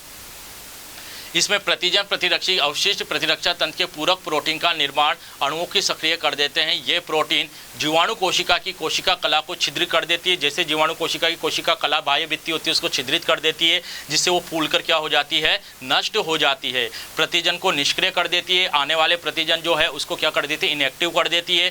फेगोसाइटोसिस संक्रमण की तरफ आकर्षित करती है, भक्षण की तरफ उसको बढ़ाती है और दाह प्रदाह प्रक्रिया को उत्प्रेरित करती है, यानी कि उसको नष्ट कर देती है। नेक्स्ट आती है स्मृति कोशिकाओं का निर्माण करना। स्मृति कोशिका वही है कि अगर शरीर में वो प्रवेश करने वाले रोगाणु को पहचान लेती है और उन्हें पहचान कर नष्ट कर देती है। यही है कि शरीर में प्रवेश करने वाले बाह्य पदार्थों जीवों को प्रतिरक्षा तंत्र की कोशिकाएं स्मृति कोशिकाओं का निर्माण करती है, जो बी व टी दोनों प्रकार की लिम्फोसाइट से प्रेरित होती है। जो बी और प्रेरित होती है और स्मृति कोशिकाएं उत्पन्न होती है, जो शरीर की रुधिर और लिम्फ में सुप्त अवस्था में उपस्थित होती है। यह पहले से सुप्त अवस्था में पड़ी रहती है, जैसे रोगाणु आता है उसको पहचान कर क्या कर देती है, नष्ट कर देती है। यदि पुनः वही प्रतिजन शरीर में प्रवेश करता है तो उससे संबंधित सभी स्मृति कोशिकाएं क्रियान्वयन में एक्टिव हो जाएगी और एक्टिव होने के बाद वह शरीर की रक्षा के लिए तैयार हो जाती है और द्वितीय प्रतिरक्षा प्रतिक्रिया करती है। पहले बार तो उनको नष्ट करके इनएक्टिव हो जाएगी, जैसे दोबारा आएगा वह उसको एक्टिव होकर नष्ट कर देती है। नेक्स्ट आते हैं वैक्सीन। टीके, हमारी बॉडी में कई टीके लगाए जाते हैं और यह भी क्यों लगाए जाते हैं कि हम सूक्ष्म जीव और उनके उत्पादों से फ्यूचर में भविष्य में होने वाले रोगों से बच सके। इसलिए हमारे शरीर में पहले से ही उनके प्रति एंटीबॉडी का निर्माण कर दिया जाता है, जो क्या करती है, उन रोगाणुओं को पहचान कर भक्षण करने का कार्य करती है। और इसी की क्रिया को हम क्या करते हैं कि किसी भी रोग के प्रति प्रतिरक्षी का निर्माण करने की क्रिया क्या कहलाती है, टीका कहलाती है। अगर हम आगे बात करें ये किसने बताया टीके के बारे में, सबसे पहले बताने वाला वैज्ञानिक था एडवर्ड जेनर, जिसने सबसे पहले जेम्स फिप्स नामक 8 वर्ष के बच्चे में चेचक या बड़ी माता का टीका लगाया था। तो सबसे पहले इसको किसने बताया, टीके को एडवर्ड जेनर ने बताया, जो जेम्स फिप्स नामक 8 वर्ष के बच्चे को चेचक या बड़ी माता का टीका लगाया। जबकि चिकन कोलेरा के विरुद्ध प्रत्यय सत्य वैक्सीन की खोज लुईस पास्चर ने की। जबकि चिकन कोलेरा के संबंधित जो प्रथम खोज की गई थी वह किसने की, लुईस पास्चर ने की। और टीका एवं टीकाकरण शब्द का सर्वप्रथम उपयोग लुईस पास्चर के द्वारा ही किया गया है और इस टीके का निर्माण गाय द्वारा किया गया। इसलिए इस वैक्सीन का नाम ही क्या, इसलिए इसे क्या नाम दे दिया गया, वैक्सीन नाम दे दिया, क्योंकि वैक्सीन को हम क्या बोलते हैं, गाय को वेक्का बोलते हैं और वेक्का से क्या शब्द बन गया, वैक्सीन, क्योंकि सर्वप्रथम ये गाय के द्वारा किया गया था। आगे तो टीकाकरण क्या होता है कि किसी भी निष्क्रिय सूक्ष्म रोगाणु या उनके उत्पादों से निर्मित पदार्थ टीके को शरीर में प्रवेश कराने की क्रिया क्या कहलाती है, टीकाकरण कहलाती है। यानी किसी भी रोग से संबंधित हमारे अंदर उसके प्रति अंदर रोगाणु को प्रवेश कराने की क्रिया क्या कहलाती है, टीकाकरण कहलाती है, ताकि इन फ्यूचर हम उस रोगाणु से लड़ सके। जैसे पीलिया, डिप्थेरिया, काली खांसी, टिटेनस, चेचक रोगाणु के विरुद्ध सक्रिय उपार्जित प्रतिरक्षा प्रेरित करने का संभव उपाय है। यानी कि जो रोगाणु है उसके प्रति हमारी बॉडी में प्रतिरक्षा उत्पन्न करने की क्रिया टीकाकरण कहलाती है। टीके स्मृति बी और टी कोशिकाएं बनाती है। लिम्फोसाइट कोशिकाएं हमारे अंदर टीके का निर्माण करती है, जो रोगजनक को शीघ्र से पहचान लेती है और उनके प्रति ज़्यादा प्रतिरक्षा उत्पन्न करके प्रतिजन के विरुद्ध प्रतिरक्षा उत्पादित करके उन्हें क्या कर देती है, नष्ट कर देती है। और टीकाकरण को इस प्रकार परिभाषित किया जा सकता है कि शरीर में रोग कारकों का कृत्रिम रूप से प्रवेश कराना टीकाकरण कहलाता है। यानी कि रोग कारकों को उनको लड़ने के लिए, ताकि पहले ही हमारे शरीर में रोग कारक प्रवेश करा दिए जाते हैं, ताकि हमारे अंदर पहले ही एंटीबॉडी उत्पन्न हो जाए, ताकि उसका रोग जब हमारे अंदर आए तो उसको पहचान कर कोशिकाएं क्या कर सके, नष्ट कर सके। और यही क्रिया क्या कहलाती है, टीकाकरण कहलाती है। आगे बात करें, टीकाकरण सिद्धांत प्रतिरक्षा तंत्र की स्मृति गुण पर आधारित है। जैसे वो पहचाना, उसको नष्ट किया, तो यह उसके स्मृति गुण पर क्या होता है, आधारित होता है, जो बी और टी कोशिकाएं बनाती है। जैसे कि मैंने अभी आपको बोला ही है कि जो कि रोगजनक को जल्दी से प्रतिरक्षी उत्पादन को रोगजनक को खत्म करती है, और इस प्रकार की प्रतिरक्षा सक्रिय प्रतिरक्षण कहलाती है। जो उस रोगाणु को पहचान कर नष्ट कर देती है, यह कौन सी प्रतिरक्षण कहलाती है, सक्रिय प्रतिरक्षण कहलाती है। और कई बार घातक रोगजनक के संपर्क में रक्षा हेतु प्रतिरक्षों की आवश्यकता होती है। इसके लिए टीके के द्वारा सीधे ही प्रतिरक्षी या प्रति आविष शरीर में प्रवेश करा दिया जाता है। जैसे कि जो हमारे अंदर जो जिस तरीके का आपके रोगाणु आ रहा है, उसके अपोजिट उसी के विष से क्या करा दिया जाता है, प्रतिरक्षी निर्मित किया जाता है। जैसे जहरीले सांप के काटने पर टिटेनस में जो टीके लगाए जाते हैं, उसमें पहले ही निर्मित प्रतिरक्षा होती है, उसमें पहले ही आपके उससे लड़ने की क्या होती है, प्रतिरक्षा होती है, ताकि इस प्रकार के प्रतिरक्षण की क्रिया को निष्क्रिय प्रतिरक्षण कहते हैं, जो कि पहले से ही आपके लगा दिए जाते हैं। तो यह क्रिया अगर आपके रोगजनों के पहचान कर प्रतिरक्षा की जाए तो वह सक्रिय, और पहले ही उससे अपोजिट अगर नहीं की जाए, पहचान कर उसके पहले ही टीके लगा दिए जाए, तो वह कौन से कहलाती है, निष्क्रिय कहलाती है। सामान्यतः एक विशिष्ट रोगजनक के विरुद्ध पूर्णतः प्रतिरक्षा प्राप्त करने के लिए 2 या 3 इंजेक्शन दिए जाते हैं, तथा इसके बाद दी जाने वाली खुराक बूस्टर खुराक कहलाती है। सामान्यतः नॉर्मल, जैसे हमने भी देखा, हमारे कोरोना में भी देखा कि पहले 1 या 2 टीके लगाए गए, उसके बाद जो खुराक दी गई उसको हमने क्या नाम दे दिया, बूस्टर कहलाती है, यानी कि बूस्टर कहलाती है। टीकों का वर्गीकरण भी हमने कई आधार पर किया, कई पीढ़ियों के आधार पर किया। प्रथम पीढ़ी के जो टीके थे वह जीवित या मृत प्रतिजनों का उपयोग करके बनाया जाता था, या तो जीवित या मृत एंटीजन जो होते थे उनसे उपयोग करके बनाया जाता था, जैसे rabies, polio, typhoid, tetanus, diphtheria आदि। और जो द्वितीय पीढ़ी के टीके आए उनमें क्या किया गया, इन्हें आनुवांशिक अभियांत्रिकी यानी कि बायोटेक्नोलॉजी के द्वारा पुनर्योगट डीएनए की तकनीक के माध्यम से तकनीक के द्वारा बनाया गया, जैसे हेपेटाइटिस बी का टीका।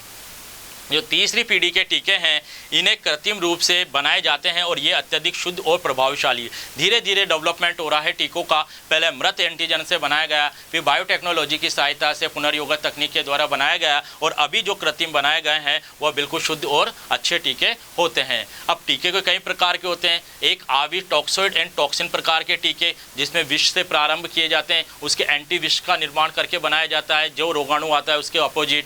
तो देखो, कुछ जीवाणुओं की उपापचय क्रिया के फलस्वरूप आविष का निर्माण होता है। इस आविष के रसायन, जैसे फॉर्मेल्डिहाइड एक विषाणु है, द्वारा उपचारित करके इसके विषाक्त समाप्त कर दी जाती है। यानी कि कोई विषैले पदार्थ होते हैं हमारी बॉडी में, वह विषैले पदार्थ उससे क्रिया करके उसके विषाणु गुण को क्या कर देती है, नष्ट कर देती है। और ऐसे जो टीके कहलाते हैं यह आविष टीके कहलाते हैं। लेकिन जीवाणु का प्रतिजनत्व प्रभावित नहीं होता, यह निष्क्रिय आविष या जीवाणु आविष भी कहलाता है। उस जीवाणु को कोई नष्ट नहीं होता है, इसलिए इसको हमने जीवाणु आविष भी कहते हैं।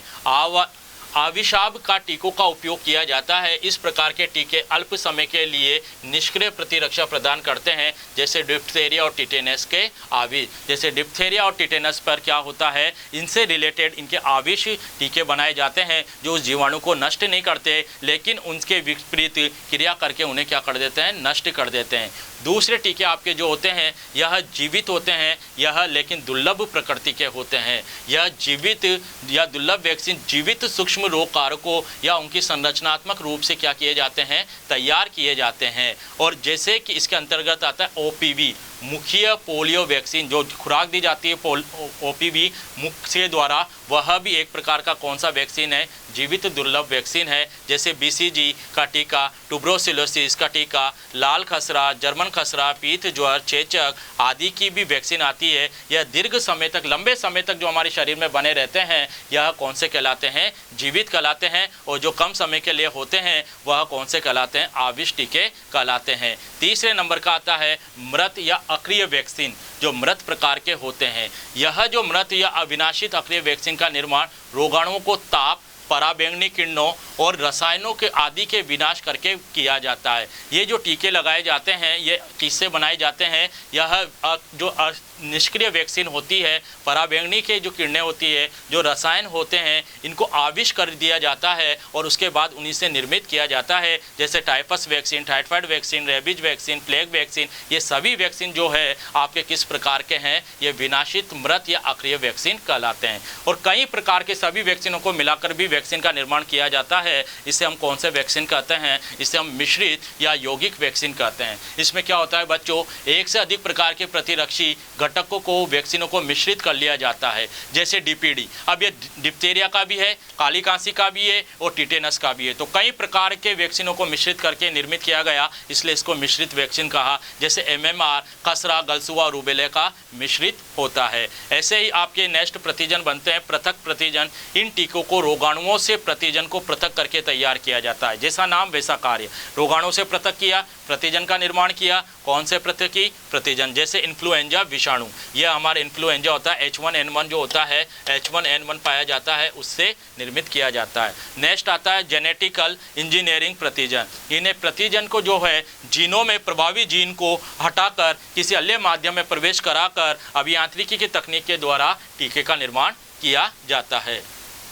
अब डीएनए का टीका कैसे बनाया जाता है? ये जेनेटिक इंजीनियरिंग में निर्मित किया जाता है डीएनए टीका। तो डीएनए टीके की जो पुनर्योगक डीएनए तकनीक के द्वारा जीवाणु और इष्ट कोशिका में रोगजनक के पॉलीपेप्टाइड का उत्पादन हो रहा है। इस तकनीक को बड़े पैमाने पर टीकों का उत्पादन हो रहा है, यानी कि पुनर्योगक डीएनए तकनीक के द्वारा, यानी कि जीनों में फेरबदल करके नए टीके का निर्माण किया जाता है। और यह टीकों का उत्पादन लार्ज स्टेज पे होता है, उद्योगों के स्तर पर होता है, क्योंकि इसमें जैव प्रौद्योगिकी का उपयोग होता है। इसमें सूक्ष्म जीवाणु, इष्ट कोशिका, ई कोलाई जीवाणु कोशिका में क्या किया जाता है? प्रवेश कराया जाता है। तो डीएनए टीका में उपयुक्त जीन का तात्पर्य है इम्यूनोजेनिट या प्रतिरक्षा जनी, अर्थात प्रोटीन के निर्माण और नियंत्रण करने वाले जीन से हैं। ऐसे जीनों को क्लोन किया जाता है, फिर वाहक के पहले क्लोन बनाया जाएगा, फिर वाहक के साथ जोड़ दिया जाएगा और फिर उस कोशिका में क्या कर दिया जाएगा? प्रतिरक्षी करके उन्हें प्रवेश करा देते हैं, जिससे उससे उनकी एंटीबॉडी का निर्माण हो जाता है।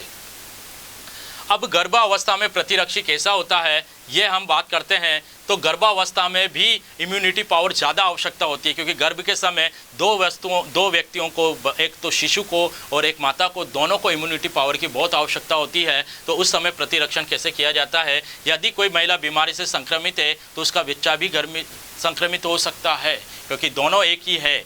अगर गर्भवती महिला गर्भावस्था से पहले प्रतिरक्षण करा लेना चाहिए, ताकि कुछ टीकाकरण गर्भावस्था के समय पूर्णतः सुरक्षित नहीं होते, क्योंकि पहले ही कुछ टीके लगा लेने चाहिए ताकि गर्भावस्था के समय वह सुरक्षित ना रहे तो भी उन पर इफेक्ट ना पड़े। इसलिए पहले ही उनको टीके का टीकाकरण कर लेना चाहिए, क्योंकि गर्भ के दौरान ये टीके सुरक्षित नहीं होते हैं। गर्भावस्था के समय कुछ मुख्य वैक्सीन, पोलियो, माइल्टिस, रूबेला आदि नहीं लेनी चाहिए, ताकि उसका इफेक्ट बच्चे पर, शिशु पर ना पड़े। गर्भावस्था में टिटेनस, इन्फ्लुएंजा, पोलियोमाइलिटी, हैजा और हेपेटाइटिस बी के टीके जरूर लगवाने चाहिए, ताकि यह उसके लिए रोगों से सुरक्षा उत्पन्न कर सके। नेक्स्ट टॉपिक आता है आपके अंग प्रतिरोपण एवं प्रत्यारोपण। अंगों का कैसे प्रत्यारोपण किया जाता है? तो रोगग्रस्त ऊतक या अंग का स्वस्थ ऊतक अंग से प्रतिस्थापित अंग प्रत्यारोपण कहलाता है। किसी स्वस्थ व्यक्ति से कहीं पे भी प्रतिस्थापित कर दिया जाए तो वह अंग का प्रत्यारोपण कहलाता है। इस तकनीक का आज का शल्य चिकित्सा में उच्च स्तर पर प्रयोग किया जाता है। जैसे किडनी का प्रत्यारोपण हो जाता है, हार्ट प्रत्यारोपण हो जाता है, लिवर ट्रांसफॉर्मेशन हो जाता है, इधर से बोन ट्रांसफॉर्मेशन हो जाता है। इन सब का क्या होता है? प्रत्यारोपण होता है। अब प्रत्यारोपण मुख्य जो प्रमुख समस्या है यह रिजेक्शन है, कि हमारी बॉडी उसको जो प्रत्यारोपित किया वास्तव में उसको ग्रहण कर भी रही है या नहीं कर रही है। इसलिए सबसे पहले प्रत्यारोपण जब किया जाता है तो खुद का खुद में ही किया जाता है या किसी रिलेटिव का किया जाता है, ताकि वह उसको ग्रहण कर सके। तो इसमें यही है, क्योंकि शरीर स्वयं और गैर में विभेद करने में असमर्थ है। प्रत्यारोपण प्रक्रिया में पूर्व रुधिर ऊतक को उचित मिलान आवश्यक होता है। कॉर्निया प्रत्यारोपण में अत्यधिक सफलता इसलिए संभव है क्योंकि कॉर्निया में रुधिर संवहनी तंत्र, प्रतिरक्षा तंत्र अनुपस्थित होता है, क्योंकि वहाँ इम्यूनिटी है ही नहीं, तो कॉर्निया में आसानी से क्या कर दिया जाता है, ट्रांसफर कर दिया जाता है, इसलिए वह सफल है। लेकिन शरीर में उपस्थित प्रतिरक्षा तंत्र द्वारा विभिन्न प्रत्यारोपी अंगों का विरोध किया जाता है और अंग अस्वीकृत समस्या से बचना न प्रत्यारोपण, जो अंग अस्वीकृत समस्या से बचाव हेतु प्रत्यारोपण के समय इनके उपरांत भी रोगी व्यक्ति को जीवन भर प्रतिरक्षा निरोध या संदमक लेने की सलाह दी जाती है। यानी कि जो जहाँ पर भी ये इम्यूनिटी प्रतिरक्षा तंत्र पाया जाता है वहाँ पर इससे प्रत्यारोपण से बचने की सलाह दी जाती है। आगे बात करें प्रतिरोप के कौन कौन से होते हैं, इतने प्रकार के होते हैं। पहले बात करें ऑटोग्राफ। इसमें एक व्यक्ति के एक क्षेत्र के ऊतक का दूसरे क्षेत्र में क्या कर दिया जाता है, प्रतिरोपण कर दिया। एक व्यक्ति का एक ही में क्या कर दिया जाता है, लेकिन क्षेत्र अलग अलग होता है, तो वह कौन सा कहलाता है, ऑटोग्राफ। इसमें दो अनुवांशिक रूप से समान व्यक्तियों में जो एक ही रिलेटिव हो, अनुवांशिक रूप से समान हो, उसमें ट्रांसफर किया जाता है, तो वह कहलाता है आइसोग्राफ। एक होता है इसके अंतर्गत एक ही जाति के एक ही व्यक्ति से उसी के समान लेकिन अनुवांशिक रूप से भिन्न व्यक्ति के मध्य, जो एक ही जाति का है, दो व्यक्ति है लेकिन जेनेटिकल क्या है, अलग अलग है, तो उनमें प्रत्यारोपण कहलाता एलोग्राफ्ट। और जो भिन्न जातियों में करा जाए, अलग अलग जातियों में किया जाए, तो ऐसा कौन सा कहलाता है, जीनोग्राफ्ट कहलाता है। एक में कराए ऑटोग्राफ्ट, अलग अलग में अनुवांशिक रूप से सेम हो लेकिन अलग हो तो आइसोग्राफ्ट, अनुवांशिक रूप से ही अलग हो तो एलोग्राफ्ट, और जीन संरचना ही अलग हो तो वह जीनोग्राफ्ट कहलाता है। अब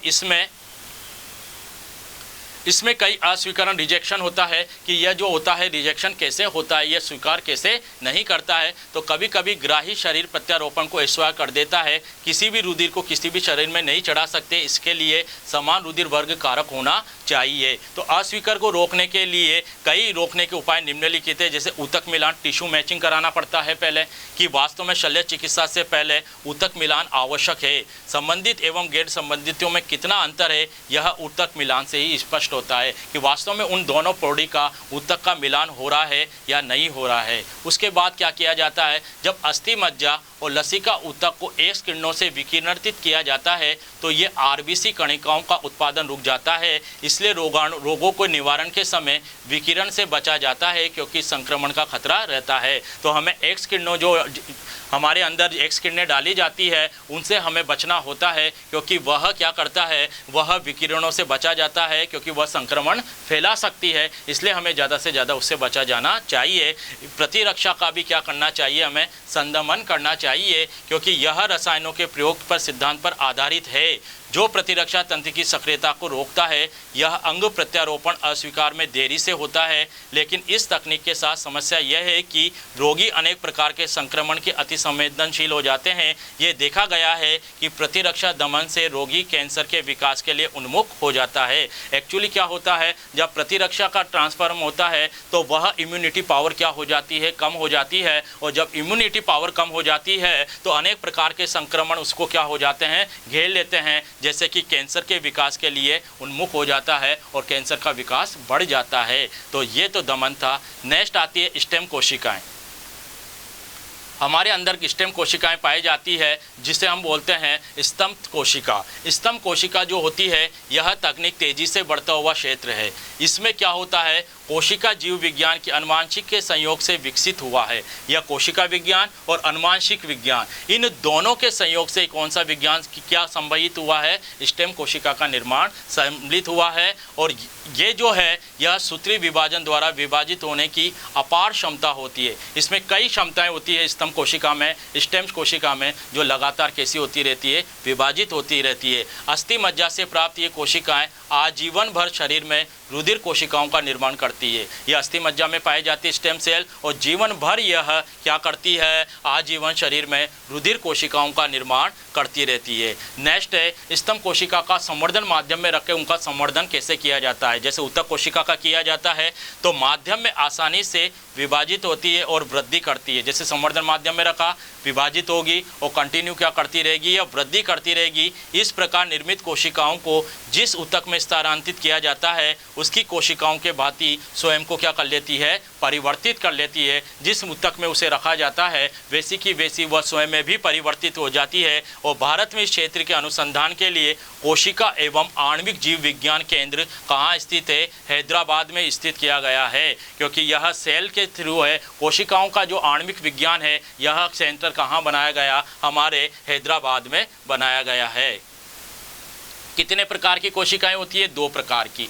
एक तो भ्रूणीय स्तंभ कोशिकाएं होती है, और जो ये कोशिकाएं होती है ब्लास्टोसिस्ट के आंतरिक कोशिका समूह से पृथक करने में की जाती है। यह ब्लास्टोसिस्ट जो होती है क्रिया, उससे आंतरिक कोशिका के समूह में अंदर जो कोशिकाओं का समूहन होता है उसको पृथक करने के लिए कौन सी कोशिकाओं का यूज़ किया जाता है? यह भ्रूणीय स्तंभ कोशिकाओं का यूज़ किया जाता है। दूसरी होती है एडल्ट स्तंभ कोशिकाएँ।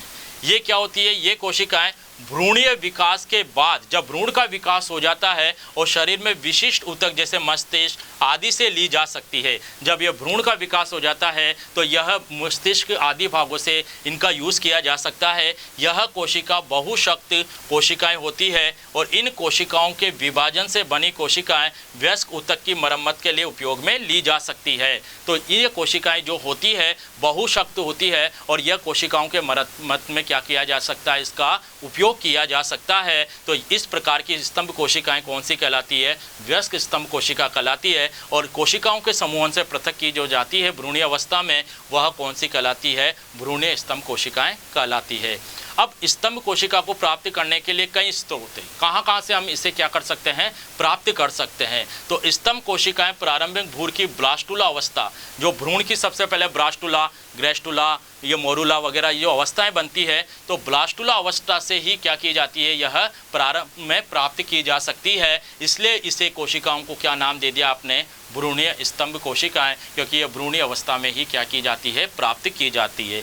अगर मानो कि 8 माह के भ्रूण का यदि गर्भपात कराया जाए तो स्तंभ कोशिका प्राप्त की जा सकती है, क्योंकि वह भ्रूण जो है 8 माह का हो चुका है, तो उससे भी हमें स्तंभ कोशिका प्राप्त हो सकती है। नवजात की जो प्लेसेंटा है, जो जिस नली से वो जुड़ता है नवजात, उससे भी आप स्तंभ कोशिकाएं प्राप्त कर सकते हो। और वयस्क और शिशु मानव की रुधिर कोशिकाओं एवं अस्थि मज्जा की कोशिकाओं से भी स्तंभ कोशिकाएं क्या की जा सकती है? प्राप्त की जा सकती है। यह वह सारे स्थान है जहाँ से स्तंभ कोशिकाएं आप क्या कर सकते हो? प्राप्त कर सकते हो। अब आता है स्तंभ कोशिकाओं का उपयोग। स्तंभ कोशिकाओं का उपयोग कहाँ किया जाता है, कैसे किया जाता है, इसके बारे में हम लोग बात करते हैं।